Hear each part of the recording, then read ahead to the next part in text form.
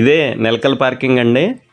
మేము వచ్చినప్పుడు అసలు వెహికల్స్ లేవు, మొత్తం పార్కింగ్ అంతా ఖాళీగా ఉంది. ఫోన్లో త్వరగా అయిపోతుంది అనుకున్నాను, కానీ నేను పడుకుని లేచేసరికి మొత్తం అన్ని వెహికల్స్ అయిపోయినాయండి. ఫుల్ అయిపోయింది బాగా. ఇక్కడ ప్రతి పార్కింగ్కి ఒక నెంబర్ ఉంటుంది. ఆ నెంబర్ మనం గుర్తుపెట్టుకుని వెళ్ళాలి వెళ్ళేటప్పుడు, లేకపోతే మన బండి మనకే కనపడదు, అంత ఫుల్గా ఉంటుంది. అన్ని పార్కింగ్స్ ఉంటాయి ఇక్కడ. చూసారు కదా ఇక్కడ ఎన్ని వెహికల్స్ ఉన్నాయో. ఇది జస్ట్ ఒక్క పార్కింగ్ అనండి. ఇలాంటివి 20-25కి పైనే ఉంటాయి. ఇందాక నుంచి నా బండి నాకే కనిపించట్లేదు, వెతుక్కుంటున్నాను.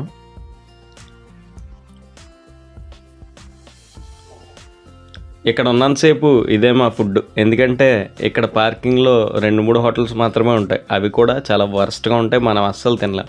ఇవి తిని ఇవి తాగుతున్నాం అంతే. ఇక్కడ ఇలా సరిపెట్టుకోవాలి వెళ్ళేదాకా.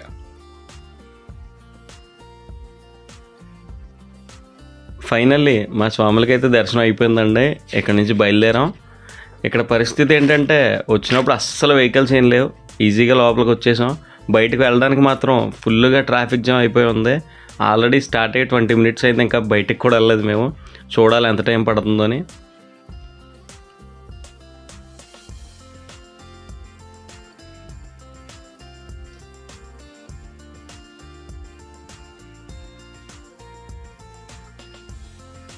ఫైనలీ పార్కింగ్లోంచి అయితే బయటకు వచ్చామండి. అరగంట పట్టింది మాకు బయటికి రావడానికి. మళ్ళీ ఘాట్ రోడ్లో అయితే పడ్డాం. ఇక్కడి నుంచి మా నెక్స్ట్ స్టాప్ వచ్చేసి గురువాయూర్ అండి. గురువాయూర్ శ్రీకృష్ణ టెంపుల్. ఇక్కడ నుంచి 200 కిలోమీటర్లు వస్తుంది. అది అప్రాక్స్గా 6 గంటల టైం పడుతుంది. ఎందుకంటే ఇంకొక 50 కిలోమీటర్లు మాకు ఘాట్ రోడ్ ఉండబోతుంది. ఆ తర్వాతే మేము ప్లెయిన్ రోడ్లోకి ఎంటర్ అవుతాం. అక్కడి నుంచి 150 కిలోమీటర్లు ఉంటుంది. చూడాలి ఏ టైం కల్లా రీచ్ అవుతాం అన్నది.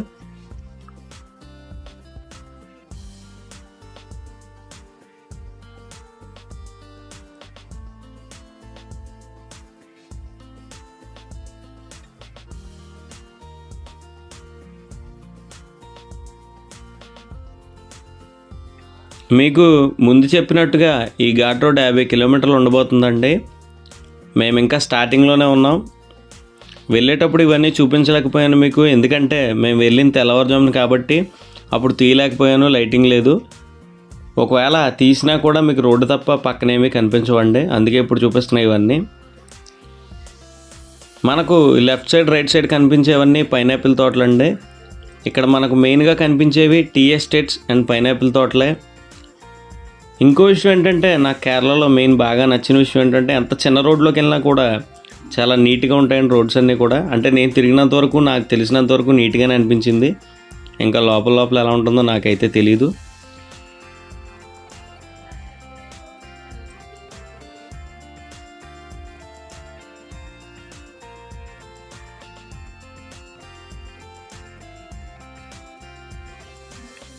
ఇప్పుడు మనం ఘాట్ డౌన్లో ఉన్నామండి.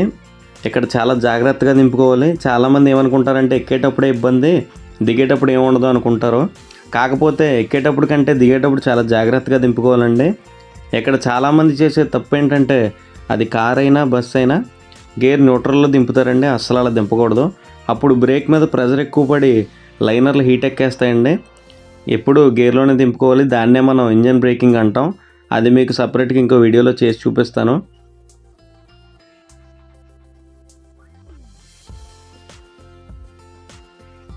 ఘాట్ రోడ్ దిగిన వెంటనే భోజనానికి అయితే బండి ఆపానండి. ఇక్కడ తినేసి మనం వెంటనే బయలుదేరిపోవాలి, ఎందుకంటే సాయంత్రం లోపు మనం గురువాయూర్ రీచ్ అయిపోవాలి. మేము నిన్న నైట్ గురువాయూర్ వచ్చేసామండి. నైట్ గురువాయూర్లో స్టే చేసి ఎర్లీ మార్నింగ్ దర్శనం చేసుకున్న తర్వాత శ్రీకృష్ణ టెంపుల్కి 5 కిలోమీటర్ల దూరంలో ఉన్న చవక్కడ్ బీచ్కి అయితే వచ్చామండి. ఈ బీచ్ని చవక్కడ్ మున్సిపాలిటీ అయితే మెయింటైన్ చేస్తుందండి. ఇక్కడికి రావడానికి ఎంట్రీ ఫీజు ఏం లేదు, కానీ జస్ట్ పార్కింగ్ ఫీ మాత్రం ఉంటుంది.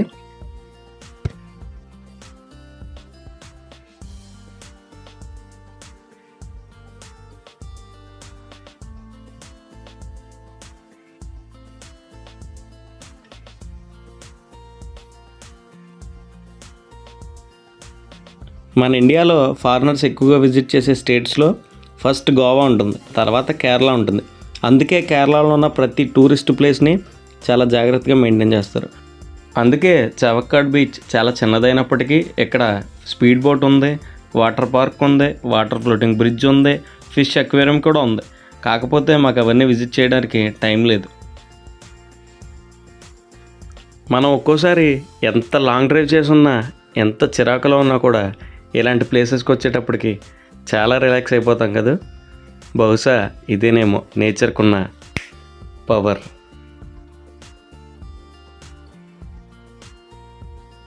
మేము బీచ్ నుంచి అయితే బయలుదేరిపోయామండి.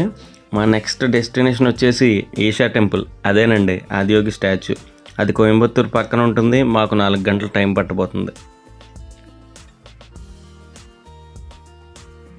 కేరళలో కొన్ని పెద్ద పెద్ద సిటీస్కి వెళ్ళే రోడ్స్ కూడా చాలా చిన్నగా ఉంటాయి ఎందుకో మరి.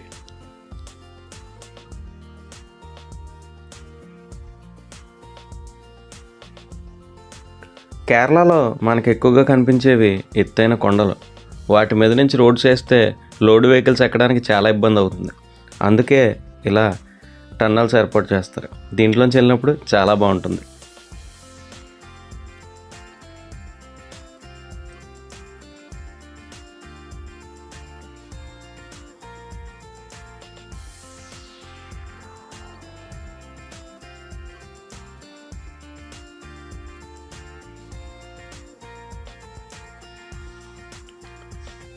మధ్యాహ్నం 2 అయిందండి. వెజ్ హోటల్స్ కోసం చూసి ఇప్పటికైతే బండి ఆపాను.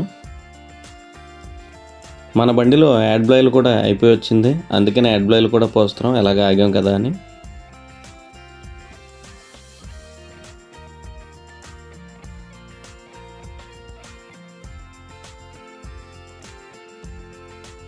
మనం ఆగిన హోటల్ దగ్గరే ఈ లాటరీస్ అయితే కనిపించినాయండి నాకు. వీటిని కేరళ గవర్నమెంట్ అండర్లోనే సేల్ చేస్తారు. మనందరం ఒకసారి చదివాం న్యూస్, కేరళ ఆటో డ్రైవర్కి 25 కోట్లు వచ్చినాయని. అది ఇలాంటి లాటరీలోనే.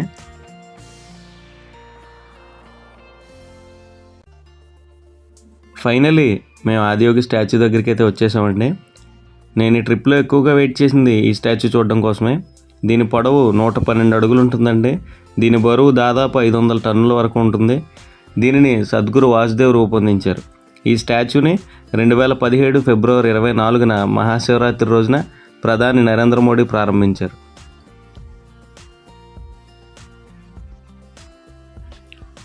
ఇక్కడ ప్రతిరోజు సాయంత్రం 7:20కి లైట్ షో ఒకటి జరుగుతుందండి. దానికి గిన్నిస్ బుక్లో రికార్డు కూడా ఉంది. ఇప్పుడు ఆ షోనే మీకు చూపించబోతున్నా, చూడండి.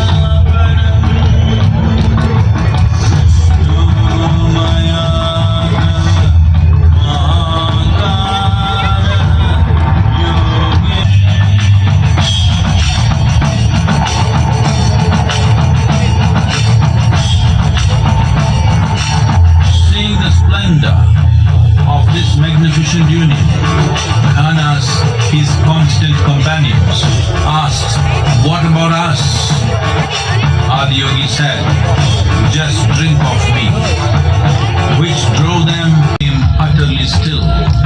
People saw that he was experiencing dimensions that no one had ever known or able to fathom. His ecstasy and intensity allowed him to transcend his physical form. Witnessing an individual human in union with the cosmos, they call him a yogi, as he was the first one, the Adiyogi.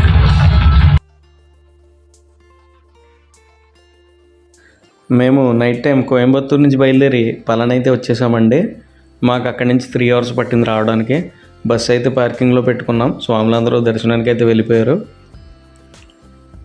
మనకు అక్కడ కనిపిస్తున్నదే పళని సుబ్రహ్మణ్యేశ్వర స్వామి గుడి కొండ అండి. ఆ కనిపిస్తుంది rope way అండి. అది మెట్ల ద్వారా వెళ్ళలేని వాళ్ళు దీంట్లో వెళ్ళొచ్చు.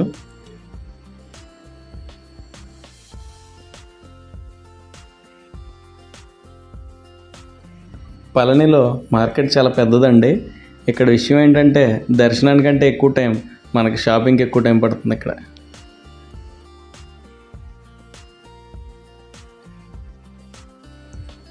ఫైనల్లీ మేము పళని నుంచి అయితే బయలుదేరిపోయామండి. మా నెక్స్ట్ డెస్టినేషన్ వచ్చేసి విజయవాడ కనకదుర్గ గుడి. నాన్ స్టాప్గా వెళ్ళబోతున్నాం ఇక్కడ నుంచి. మాకు ఎప్పుడెప్పుడు ఆంధ్రాలోకి ఎంటర్ అవుతామా, ఎప్పుడెప్పుడు ఆంధ్రా ఫుడ్ తింటామా అన్నట్టు ఉంది. ఎందుకంటే ఆ కేరళ ఫుడ్, తమిళనాడు ఫుడ్ తిని చిరాకు వచ్చేసిందండి. మీ అందరికీ వీడియో చూసి ఒక డౌట్ రావచ్చు, వీడేంటి సినిమా చూస్తూ డ్రైవ్ చేస్తున్నాడు అని. నేను చూడట్లేదండి. నేను ఇక్కడ ప్లే చేస్తేనే వెనకాల టీవీలో ప్లే అవుతుంది. నేను కనుక ఇక్కడ ఆపేస్తే వెనకాల కూడా ఆగిపోతుంది. సో దీంట్లో ప్లే చేశాను కానీ నేనైతే చూడట్లేదండి.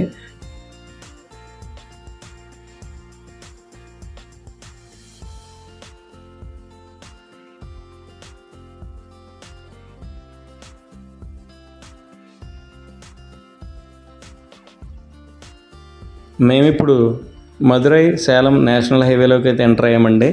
మాకు నెక్స్ట్ వచ్చేది కృష్ణగిరి నుంచి మీరు రైట్ తిరగాల్సి ఉంటుంది.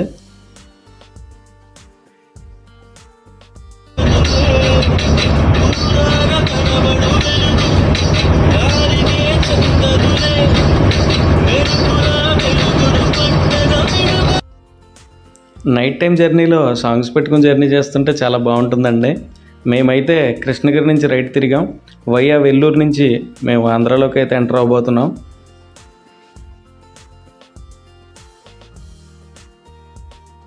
ఇప్పుడు టైం వచ్చేసి 2 అయిందండి. వెల్లూరు దాటి 10 కిలోమీటర్లు అయితే ముందుకు వచ్చాం. కొంచెం ముందుకు వెళ్తే ఆంధ్రాలోకి ఎంటర్ అవుతాం మనం. ఆయిల్ అయిపోయిందని ఇక్కడ ఇండియన్ ఆయిల్ బంక్లో డీజిల్ కోసం బండి ఆపాను. ఇక్కడ మీరు ఒకటి గమనించారా, మనకి తమిళనాడుకి దాదాపు 5 రూపాయలు తేడా ఉంది డీజిల్లో. ఫైనల్లీ మేమైతే ఆంధ్రాలోకి ఎంటర్ అయిపోయామండి. ఇదే చెన్నై కోల్కతా హైవే. ఇప్పుడు మీకు కనిపిస్తుంది లారీ చాసీస్ అండి. దీన్ని తీసుకెళ్ళి లారీ బిల్డ్ చేస్తారు. ఇది చాలామందికి తెలిసి ఉండొచ్చు, నేను తెలియని వాళ్ళ గురించి చెప్తున్నాను. మనకి ఇక్కడ నుంచి విజయవాడ వచ్చేసి 350 కిలోమీటర్లు ఉందండి. మ్యాక్సిమం మనం 3-4 కల్లా రీచ్ అయిపోతాం అక్కడికి. ఎందుకంటే దారిలో లంచ్ చేయాల్సి ఉంటుంది. అక్కడ ఒక 1 hour పోతుంది కాబట్టి నేను 3-4 అని చెప్తున్నాను.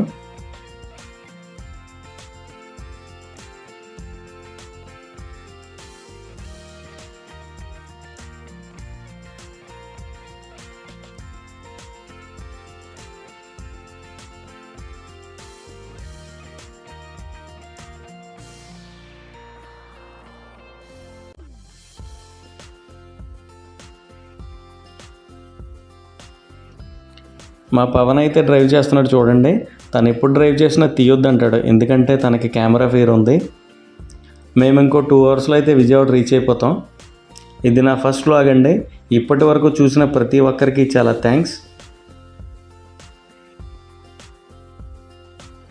ఫైనల్లీ మేము విజయవాడ అయితే వచ్చేసామండి. టెంపుల్ దగ్గర పార్కింగ్ ఫుల్ అయిపోయిందని BRTS రోడ్లో అయితే పార్క్ చేసుకున్నాం మా బస్సులన్నీ. నేను ఈ వీడియో ఎంతటితో క్లోజ్ చేస్తున్నానండి. మీకు కార్ల గురించి కానీ బస్సుల గురించి కానీ ఏమైనా డౌట్స్ ఉంటే నాకు కమెంట్స్లో చెప్పండి. నేను దాని గురించి సపరేట్ వీడియోలో చెప్తాను మీకు అన్నీ. Thank you all.